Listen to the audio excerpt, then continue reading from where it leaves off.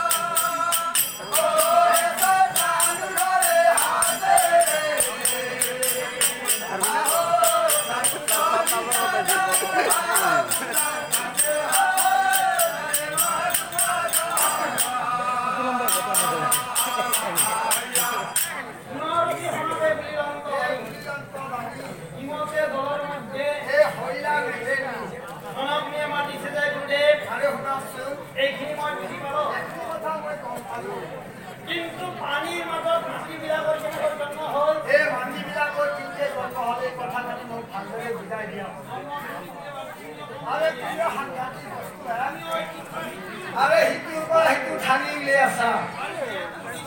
তোমাক মই যিখিনি জানো আজিৰ কামটো আপুনি কৈ আছো তুমি ভালদৰে শুনা আৰে কিয় তিনি জেগাত গুচি যাব নিশ্চয় এহোন তিনিজনৰ ভিতৰত এজনক বটাব লাগিব ব্ৰহ্মাক মাত দিছে মোক মাতছে পিতা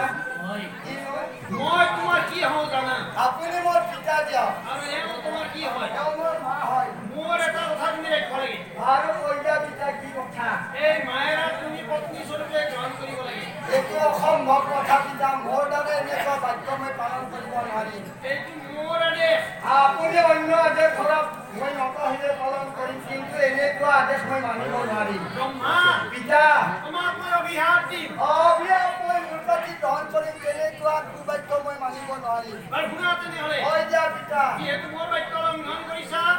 তোমাক মই অভিশাপ দি লৈছো তোমাৰ সংসাৰত কোনোদিনে মূৰ্তি পূজা নহ'ব মূৰ্তি কোনোদিন পূজা নহয় নাই নহয় কোনো কথা নাই পিতা মোৰো কাইদা আছে আজি যাই মই নহস্তৰৰ কৃষ্ণ কি হম এতিয়াতো মূৰ্তি পূজা কৰিব নালাগে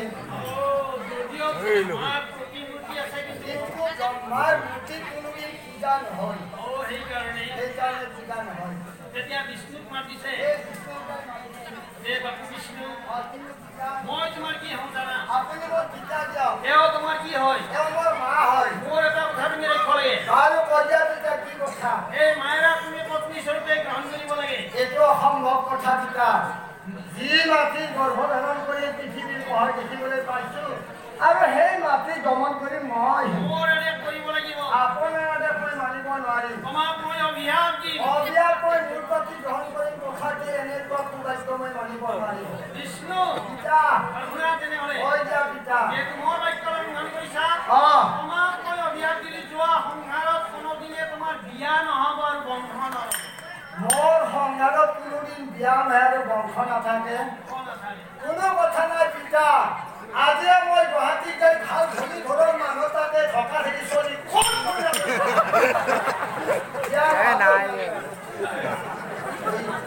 হয়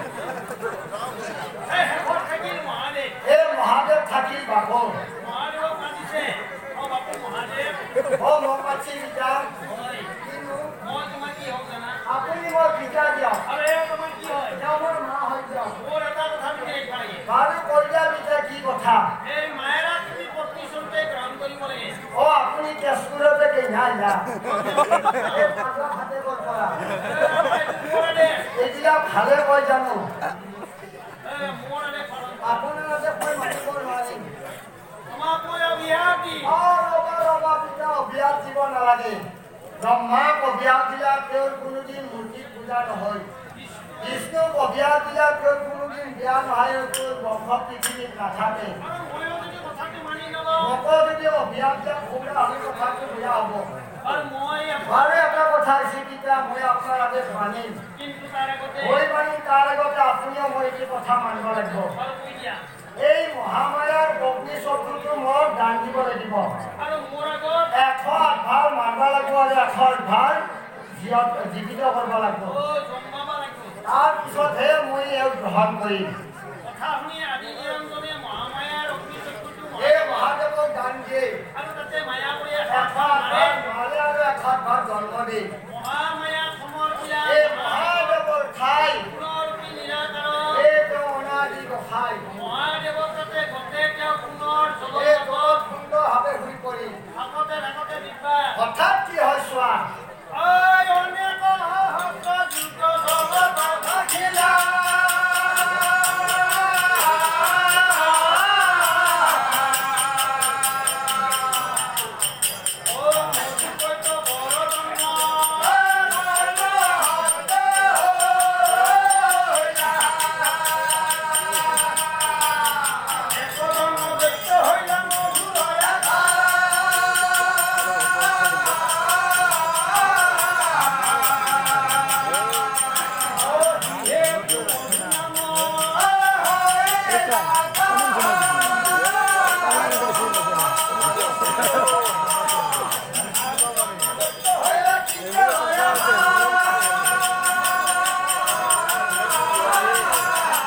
Oruga, kok kopi aja gitu, Oh,